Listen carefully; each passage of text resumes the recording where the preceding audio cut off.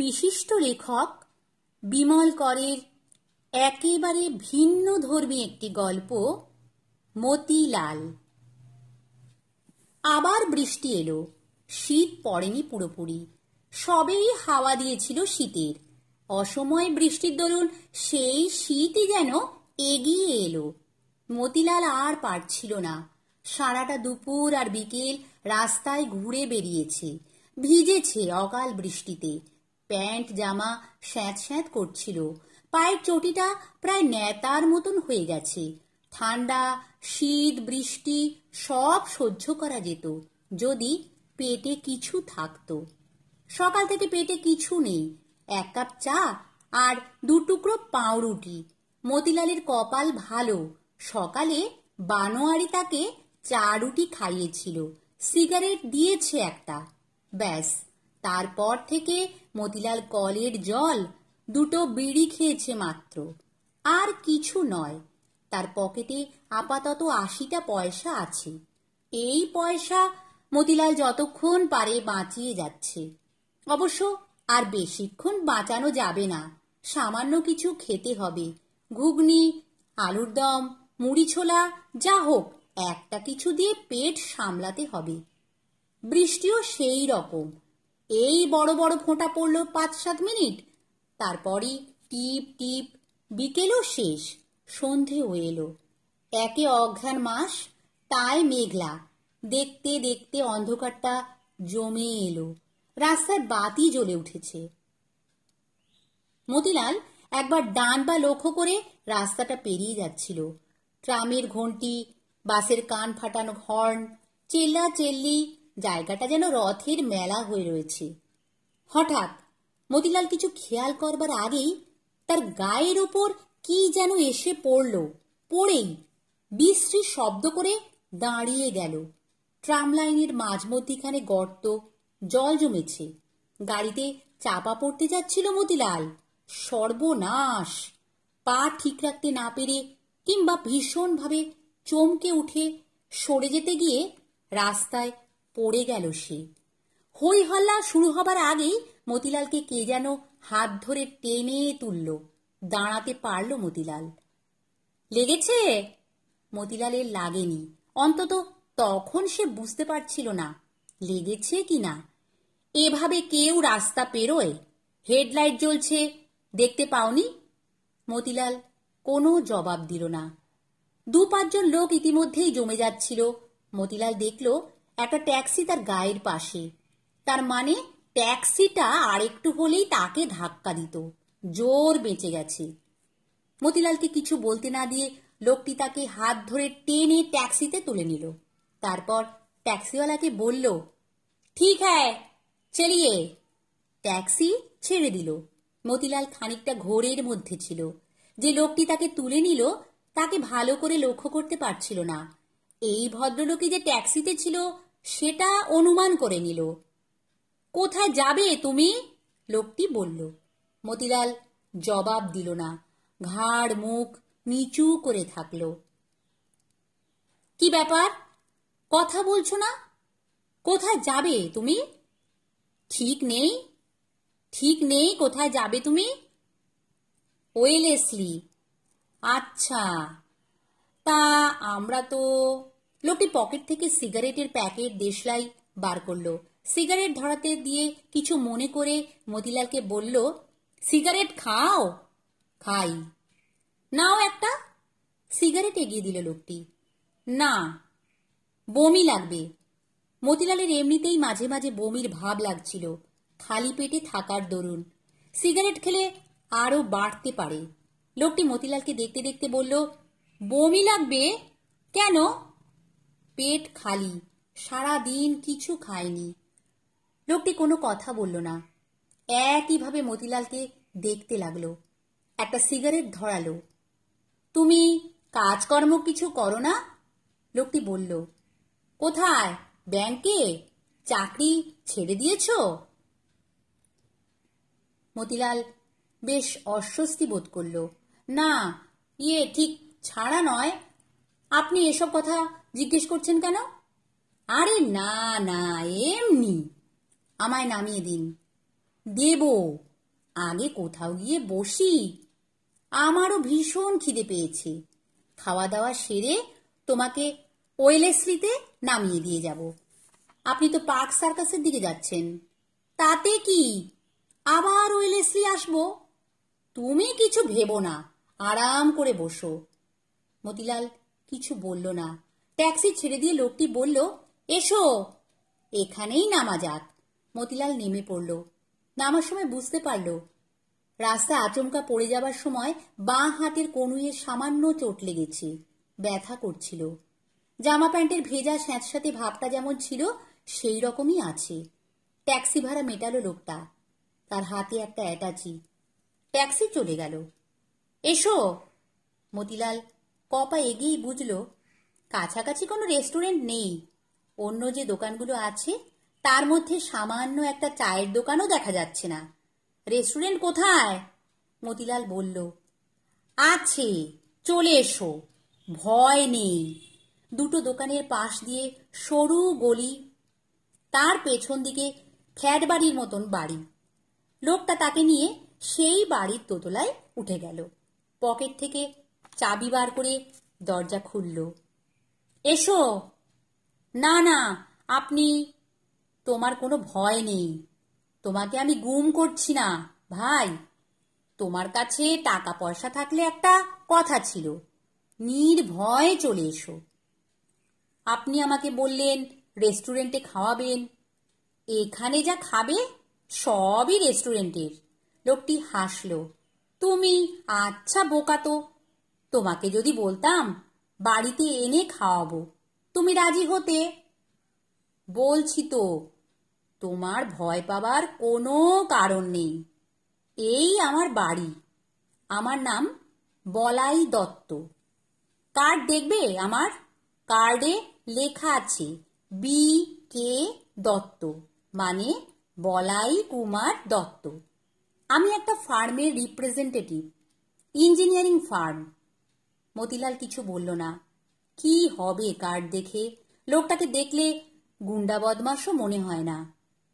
বলাই দত্ত ততক্ষণে বাতি টাতি জ্বেলে দিয়েছে।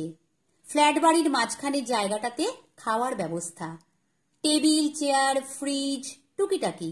ডাইনে বায়ে দুটো ঘর, শোবার বসবার। আমাকে একটু মাপ করতে হবে, বলাই বলল। মিনিট 10 একটু বাথরুমে যাব আর গ্যাসে খাবারগুলো সামান্য গরম করব। ওকে? বলার কিছু ছিল না মতিলালের। বলাই শোবার ঘরের দরজা খুলল, বাতি জ্বালালো। খাবার টেবিলের সামনে দাঁড়িয়ে থাকলো মতিলাল। ভদ্রলোক একাই থাকেন নাকি? অন্য কেউ থাকে বলে মনে হচ্ছে না। তার কোনো চিহ্নও নেই। পোশাক পাল্টে পাজামা গেঞ্জি পরে বলাই বেরিয়ে এলো। আরে তুমি দাঁড়িয়ে কেন? বসো। বাথরুমে চলে গেল বলাই। মতিলাল চেয়ারে বসলো। বসে বসে ভাবতে লাগলো বলাই মানুষটি কেমন হতে পারে। মন্দ হবার কোনো কারণ তো দেখা যাচ্ছে না। মতিলালকে ভদ্রলোক কেমন দয়া মায়ার চোখে দেখছেন না? তা দেখুন, ক্ষতি কি? মতিলাল যদি পেট পুড়ে খেতে পায় এখন, আর তাকে ওয়েলেসলিতে পৌঁছে দিয়ে আসা হয়, তাহলে ভদ্রলোক যত খুশি দয়া মায়া দেখান, মতিলালের আপত্তি নেই। এমনও হতে পারে বলাই দত্ত অন্য কোনো উপকারও করতে পারেন মতিলালের। বলাই বাথরুম থেকে বেরিয়ে এলো। শীষ দিচ্ছিল, বেশ খুশি।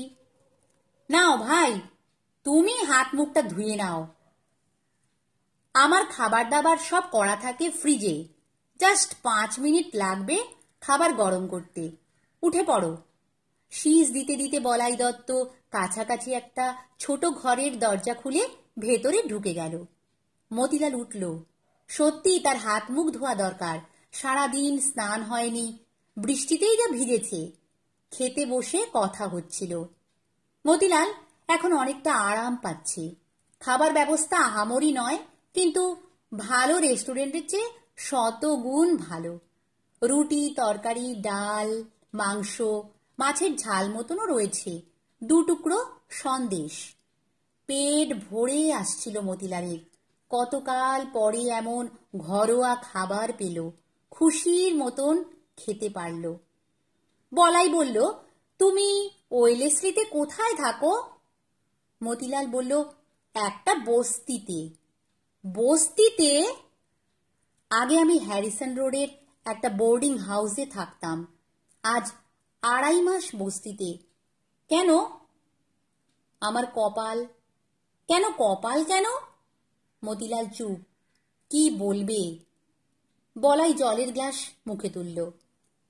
আবার বৃষ্টি এলো বাইরে, শব্দ হচ্ছে, এবার জোরেই এলো। কতক্ষণ থাকবে কে জানে। আবার বৃষ্টি এলো। মতিলাল বলল, আসুক, ভাবতে হবে না। বলাই টেবিলে গ্লাস নামিয়ে রাখলো। এখানে রাত 12টা পর্যন্ত ট্যাক্সি পাওয়া যায়। ওয়েলেসলি কাছেই, তোমার ভাবনা নেই। দরকার হলে আমার ওই পাশের ঘরটা রয়েছে।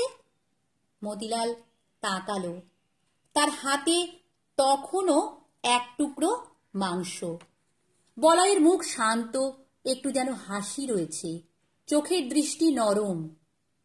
আপনি একা থাকেন? মতিলাল জিজ্ঞেস করল। হ্যাঁ, একলা। বলে বলাই আলগোছে প্লেট থেকে এক টুকরো সন্দেশ তুলে নিল।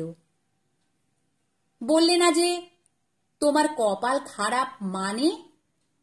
মতিলাল বলবে কি বলবে না করে শেষে বলল, সে অনেক কথা, আপনি বুঝবেন না। বুঝবো না কেন? বলো না, শুনি। সামান্য অপেক্ষা করল মতিলাল। পরে বলল, আমি যে ব্যাংকে চাকরি করতাম, সে ব্যাংকে একদিন ডাকাতি হয়। ডাকাতি? হ্যাঁ, একেবারে দিন দুপুরে। মতিলাল বলল, যখন ডাকাতি হচ্ছিল তখন আমি অফিসে ছিলাম না। পোস্ট অফিসে একটা চিঠি ফেলে দোকানে চা খেয়ে আমি ব্যাংকে ফিরছিলাম, তখনই ডাকাতি হচ্ছিল। আসলে আমি যখন পোস্ট অফিসে চিঠি ফেলতে যাই, তখন এক পুরনো বন্ধুর সাথে দেখা। সে আমায় টেনে নিয়ে চায়ের দোকানে ঢুকলো। দোকান থেকে বেরিয়ে আমরা পান সিগারেট খেলাম। বন্ধু চলে গেল। আমি ব্যাংকে ফিরছি, সিঁড়িতে উঠছি, তখন দেখি 4টে লোক নেমে যাচ্ছে। আমি তেমন খেয়াল করিনি, কাস্টমার ভেবেছিলাম। হঠাৎ দেখলাম একটা লোকের হাতে রিভলভার। রিভলভার না পিস্তল বলতে পারবো না, আমার কাছে দুই সমান। ওরা আমাকে একটা গালাগাল দিয়ে নেমে গেল। দৌড়ে যাবার মতন চলে গেল। তখনই আমার কেমন সন্দেহ হলো। তারপর ওপরে উঠতেই দেখি সকলে চেঁচামেচি করছে। দম নেবার জন্য থামল মতিলাল। তারপর আবার বলল, এরপর বুঝতেই পারেন, থানা, পুলিশ, হেড অফিসের বড় বড় কর্তাদের আনাগোনা। পুলিশের ব্যাপার স্যাপার বোঝেন তো, আসল কাজে হাত দেয় না, যত রকমের নাকাল করার কাজ তাদের। আমাদের 2-4 জনকে তারা কি নাকালটাই করলো। আমাকে সন্দেহ করতে লাগলো আমি ডাকাতদের ইনফরমার। ওই যে আমি ডাকাতির সময় অফিসে ছিলাম না, তাতেই আমার অপরাধ হয়ে গেল। বলাই দত্ত চেয়ার ছেড়ে উঠে দাঁড়ালো। বলল, তুমি বলো, আমি শুনছি। টেবিলটা পরিষ্কার করে ফেলি। মতিলাল বলল, আমায় সহজে পুলিশ ছাড়ে না। হাজার রকম প্রশ্ন, শেষে ছেড়ে দিল। কিন্তু সেটা ওপর ওপর, ভেতরে খোঁজ খবর চালিয়ে যেতে লাগলো। সেই সঙ্গে অফিস থেকে আমায় শোকজ করলো। কেন আমি চাকরির সময় অফিস ছেড়ে বাইরে বেরিয়েছিলাম। বলাই দত্তের দেখা দেখি মতিলালও উঠে দাঁড়িয়ে টেবিল পরিষ্কারে হাত লাগালো। তুমি কি করলে? বলাই বলল, অতিষ্ঠ হয়ে একদিন ম্যানেজারের সঙ্গে বচসা করলাম। ঝগড়া থেকে হাতাহাতি হয়ে গেল। আমার উপর সাসপেনশন অর্ডার এলো। আমি চাকরিতে ইস্তফা দিয়ে বসে থাকলাম। ছেড়ে দিলে চাকরি? টেবিল পরিষ্কার হয়ে গেল। বলাই দত্ত ফিটফাট মানুষ। খাবার ঘরের এক পাশে বড় বেসিনে কাঁচের প্লেট, ডিশ, বাটি সব জমা পড়ল। কল খুলে দিল বলাই, বন্ধও করে দিল সামান্য পরে। না ছেড়ে উপায় ছিল না। মতিলাল বলল, রোজ একই রকম টর্চার কত আর সহ্য করা যায়। মুখ ধুয়ে নিল বলাই।